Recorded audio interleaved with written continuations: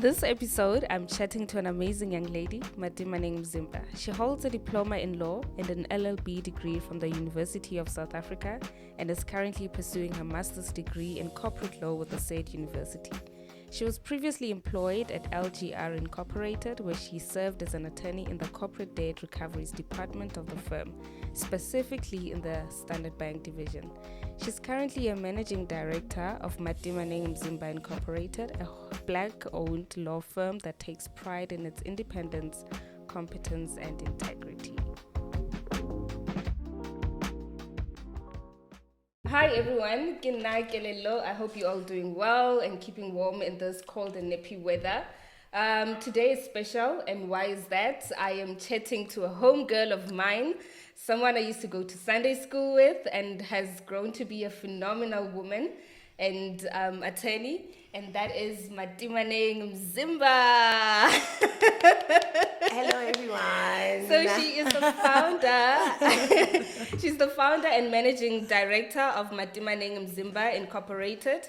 And the focal point of our chat today will be on owning and running a law firm and the joys and pains that come with being on that journey. So officially, I would like to welcome you, Matimaneng, and how are you doing today? Thank you for inviting me here. I love talking. I love engaging. Mm-hmm. This is such an amazing experience for me.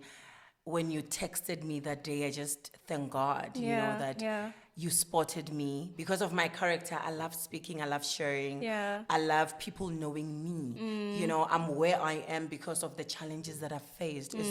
It's not like I just went to law school, became an attorney, then have a business. There was a lot of, things that did not go well in my life for me to end up opening a law firm. So thank you so much for inviting me. It's warm. Yeah. It's nice. I'm so excited.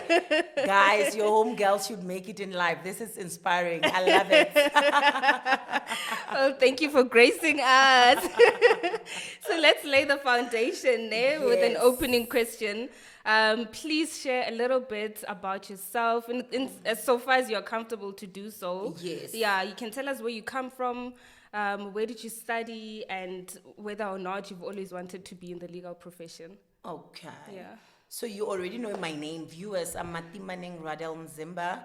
And then I come from Bushbuckridge. Me and Kelolo come from the same hometown. Yes. It's so amazing. We used to go to church together. Yeah. She's always been the genius, the quiet girl. So I was too loud for her, And that's where I come from. I come from Bushbuck. It's a small town, right? We know a lot. Everyone knows each other. Everyone knows each other's business. That's where we come from. And I'm a mother of two.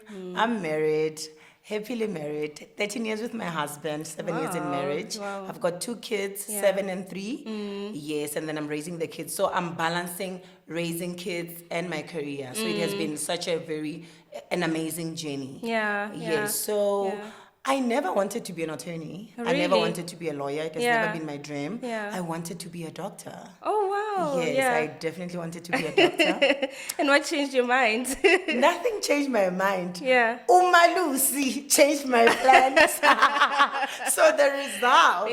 So on maths, I got like 30%. Yeah. So I just felt like, there's no hope. Yeah, it's not going to work. Maybe if I do math and get a 90, what if medical school? I didn't have much information at that time. Since at home, I'm the first one to go to university. Not at home entirely, but let me say in my generation. So I did not have guidance or anyone to even ask about. Are you the first kid? I'm not. Child? I'm the second born. Okay. But my sister did not go to university. She went to England, and then she's working, and then she's in corporate now. She's doing the call center, and then she's really doing well on that side. So, but with me, I'm the academic. I'm my mother's daughter. My mom is an academic, and then so I wanted to be a doctor, but the result didn't favor me, and I found myself doing law. Yeah. Yes. And here you are, flourishing and doing well in the field. Yes, I think that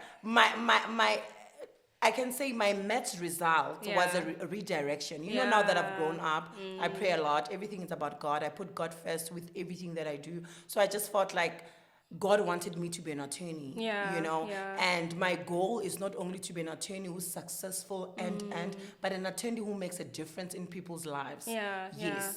So not to actually have that. I want the lifestyle, yes, but also Yeah. to help other people. Yeah. Yes. Oh, nice. Amazing. Thanks for that background. So you mentioned that you're a mother and you're a wife. Yes. So, I mean, running a law firm, Yeah. just adds on that burden. So Yeah. why did you choose to go the route of opening and running your own law firm as opposed to being in corporate, whereas you could have stayed in corporate? In corporate. Yeah. So let me start about me being a mom and a wife.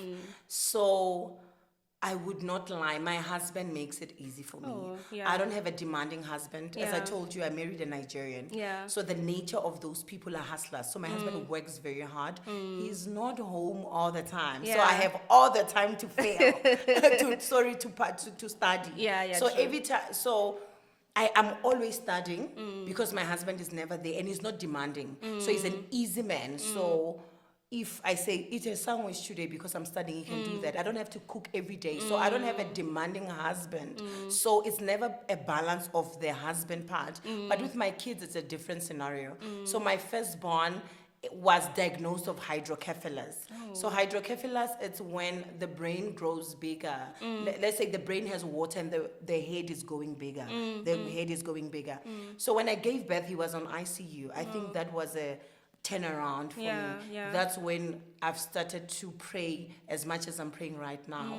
Because my child was sick, my child needed me, and I was in law school when he was very diagnosed. demanding. Yes. Yeah. So imagine your firstborn has a critical condition. So my son had surgery as well. Yeah. He lives with a shunt. A shunt is a tube inside him, to drain the water properly so that he can function. Yeah, As much as he's doing well, but I can say that was the most disturbing thing in my life. I can say that was the first challenge that I had in my life and in my career when my child was extremely, extremely sick. So choosing to have a business, it's not a decision that I've made out of maybe not liking corporate, and it was to support my child because now he goes to speech therapy, occupational therapy. I just want to be there. Yeah, you needed to balance all aspects of your life. Yes. Yeah. So I remember after crèche, Yeah. he went to a school and they told me that your child can't function in normal school. He has to be in a school that they would understand his learnings because he has a learning disability. He's not learning like a normal child. Okay. That really broke me. Yeah. And that was the time where I was like, that's when I should start having my firm. Because in corporate, it's not nice. Even for me, I'm a very professional person. I show up. I don't think there's someone who can tell you that I've been late for an appointment, I've been late for anything. I just show up. So I didn't want to be like that person who's always absent because they're going to, I get you. attend Yeah. doctor's appointments because Yeah. I still go to the doctor. Because when I had my child, I didn't have medical aid. Yeah. So we went to a public hospital. Yeah, so I yeah. still go there as well. So that is admin. Yeah. So my son was one of the reasons why I had to open a law firm, like to support him. Number two, going through that journey with him made me very strong. Yeah. And I started to believe in myself to say, you know what, I can do anything. Yeah. I'm strong. I can Yeah. do it, you Yeah, know. yeah. And living corporate, it was not even It wasn't something planned. Yeah. It wasn't planned, Yeah. you know, it just happened. I love corporate, but corporate, it's not for very ambitious people like me. Yeah. I'm very ambitious. Yeah. The things that I dream about, I even laugh at myself while I'm praying to God. The amount of money that I want in my bank account, I'm like, God, please bless me with 100 million. Yeah. You know, I don't. And I you can't- will do it. You understand? But I don't Yeah. have plans for the 100 million, but I'm just such a big dreamer. So remember with corporate, there's a certain tradition that we should follow. And structure, Yes, yeah. it's very structured. And for a person like me, it used to frustrate me. Yeah. There's nothing wrong with it. I love it. Yeah. But I love being a law firm owner. The freedom that I have. Yeah. So when maybe the school calls to say, no, your son needs 1, 2, 3. I just rush there. So the freedom of movement that I have for having my business, it's everything. Yeah, no, I get you. Yes. I definitely resonate with that, especially the fact that motherhood sort of like gave you, it redirected your life. Yes, it Yeah, did. so A lot. Yeah, so when I got pregnant, one of the most encouraging words I got from, someone I trust and rely on was that my child will give me more meaning and purpose in my life. That's true. And absolutely did that. She Yes. absolutely did that. So I resonate with the fact that motherhood Yeah. can redirect your life. Yes. So, what does it take to run a law firm? What kind of characteristics or traits do you need to That you have? should Do you have. do you need to be courageous and gutsy and, Okay, let me start because I have to be as honest as possible. Yeah. So I have a favorite scripture on the Bible. It's in Habakkuk. Habakkuk 2, verse 2 to 3. That is Right my vision. favorite Yeah. scripture. That is my favorite scripture. What does it So, say, girl? okay, I'll paraphrase it. Yeah, You know, so it just says write your vision so that the runner can see it. So God is affirming us that when you write your vision, I'm definitely going to give you what you want. Absolutely. So that is my favorite verse. And then I love reading it with Jewel, the locust. You know, the locust, when it says, what has been taken from you, I'm going to bring back. What the sweeping locust took away from you, I'm going to bring it back. Yeah. So I'm a Jesus girl. I can't even put it on characteristics. My foundation is God. I have faith. Yeah. You know, so I don't take decision based on looking at myself, what I cannot do and cannot do. I believe that I can do anything through God who strengthens me. Yeah. Because those are promises that are in Yes. the Bible. Yes. So I live by them. I execute. You know, I'm like, God, I can do it. Yeah. God, I want a law firm. Yeah. God, I want a successful law firm. God, I want a law firm that will impact your life. God, I want to introduce the culture of Christianity in running my law firm. Yeah. So for me, it's God. It's not, no, it's not that. It's not that. But I'm confident, thank you, Yeah. God. He has blessed me with so much confidence. Yeah. So thank you for that, because I'm not afraid of challenges. Yeah. I'm not afraid of failure. I've failed a lot in my life. Yeah. I've failed as a parent. I've failed as a spouse to my husband, because I'm not too available at home. I've failed as a sister. Yeah. But you know, Yeah. we move. Yeah. We pray, we move. So for me, it's God. And Trust sometimes God. that's all you need, really, confidence to approach whatever challenge you come across Thank with you. confidence. Yeah. And God. Yeah. So what are some of the challenges that you can highlight that you encounter every now and then? I'll start with this one. Yeah. It's finances. You know, even before the interview, I was Yeah, like, you were telling me girl, before we came on set. the money aspect is very important. So for me, Please it's share it's how money. much you said I need to have before I even think of starting a law firm. As your advice, of course. Okay, and she's gonna be working alone, this person. Yeah. Because I'll be helping with most of your files. Uh-huh. So it's 500K. Yeah. I think you should have 500K. Yeah. To open a firm, because every day money is coming out. So you do this month, you do this month. Now I'm traveling. And you need a lot of money when you're starting up, hey? Furniture and all that. Yes, furniture to, because your firm must look professional. When people come inside your firm, they must believe that this is a law firm. Oh my God, my problems are going to be solved. Remember, as lawyers, we solve problems. That's true. We bring hope to the hopeless in whatever, because people are scared of lawyers. Let me just put it like that. Every time they get an email, we trust this above finds you well, they start shaking. Yeah, there's that perception about us that we're always serious. Yeah. Comfortability. So your firm must be comfortable, your firm must be welcoming, so that your clients are very, because that's something that I'm learning even now, that I'm making my clients comfortable to ask whatever. So my consultations are no longer focusing on the legal issue, but my client, what is it that you want to understand about the law? Do you understand where you are, your stature with the law? Do you understand debt review? Do you understand now when you give me a file to say, do my debt collection? Do you understand the first step? Because as attorneys, what we don't do, we don't divulge, we don't dwell deep into the cause of the legal problem of to the help legal the client to help the understand. client. Yeah. We don't help them understand. We just say, oh, you need the lawyers, and then we're gonna settle in 3 months. But explaining it to them, understanding them, educating them, because in our community there's lack of education when it comes to legal things. So I use it as an opportunity that when a client walks in, let me educate that. Let me tell them further that you are in this position because of this. We can go there, win or lose, you know. But sometimes when you start, like me, I'm in need of money. So that's why maybe other attorneys will make that mistake, that we just want money and then we rush into things. But I feel like as young attorneys, the new generation of attorneys, let's implement patience. Let's implement over explaining to the client so that they can understand what they're signing for. Yeah, they can that's true. understand it. That's true. Explain the power of attorney. What is a power of attorney? You are signing. A power of attorney means you are giving me power. You are giving me authority to represent you. You know, it might go wrong. We might not get the result that we want. It can also go south, you know? So I think transparency with the clients has made things easier for me. Yeah. But the financial part has been stressing me a lot because I sometimes have files that are still in my firm that needs money for them to move. Yeah, yeah. So that's what I am facing as well. And I guess you also have to deal with clients that pay late and, you know.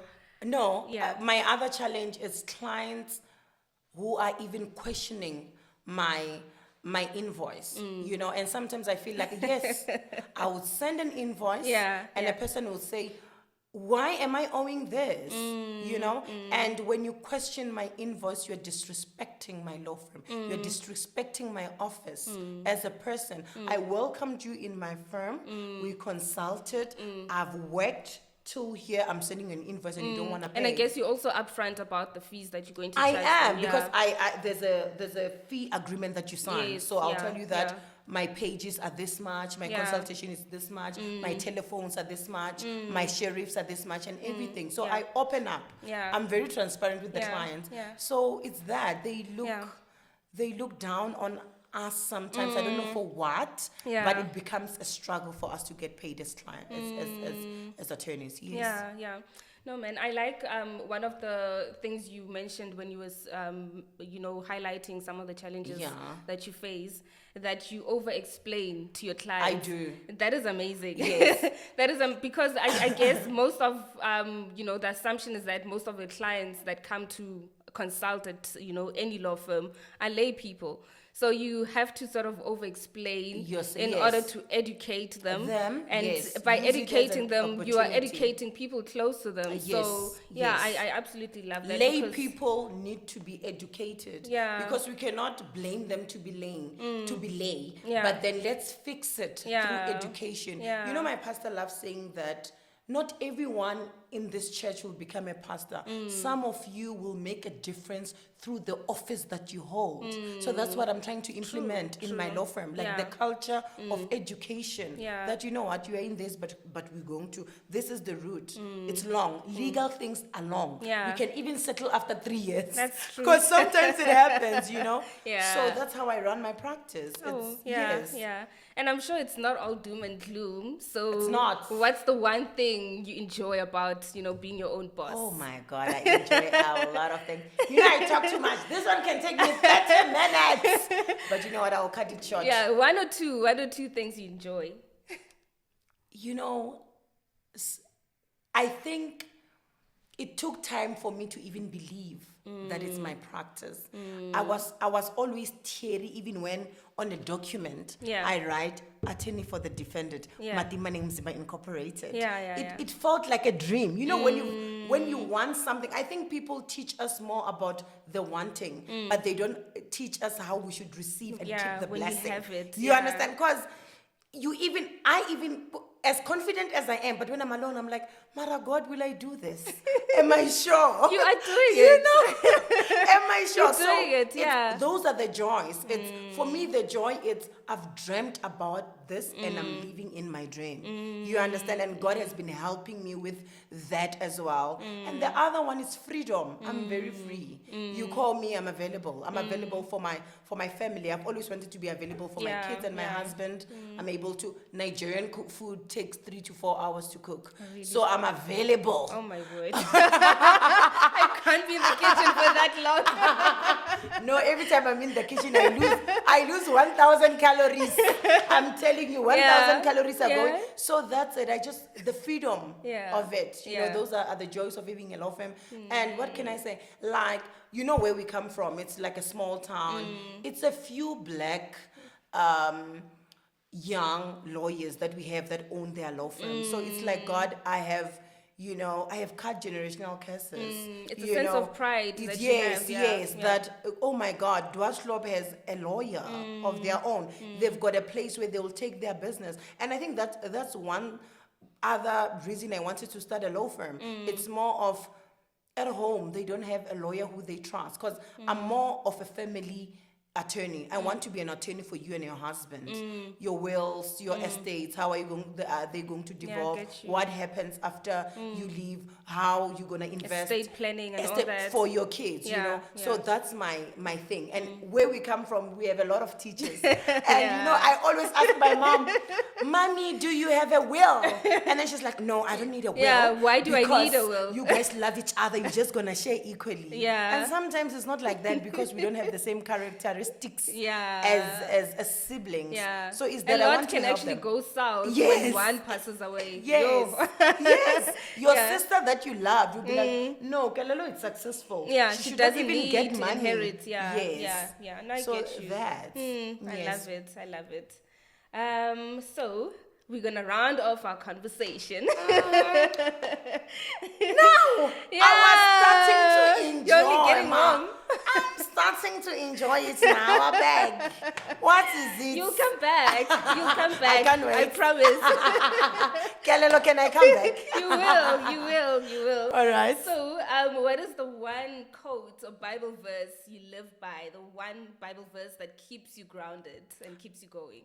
So I cannot name the specific verse, but it's John 14. Like, ask anything in my name.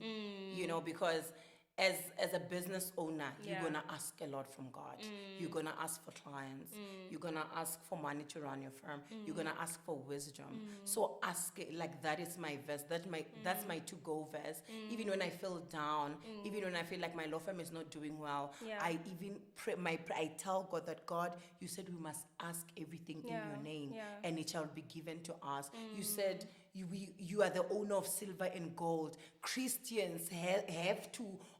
We deserve wealth. There's a verse in Deuteronomy that says wealth comes from God. Yeah. You know, I'm just, taking bits and pieces, but that is the meaning. Yeah. So that is my verse. Yeah. No, you need to stay. You need an anchor in the legal profession. I know we do. One of my lecturers used to say, in law, you will either be addicted to coffee, alcohol, or weed. Weeds. And I think you forgot the fourth one. You need a spiritual anchor in the legal profession, something that will keep you grounded and keep you going, because it does get really tough. It does all the time. And remember, with law, you are trusted with people. Yeah.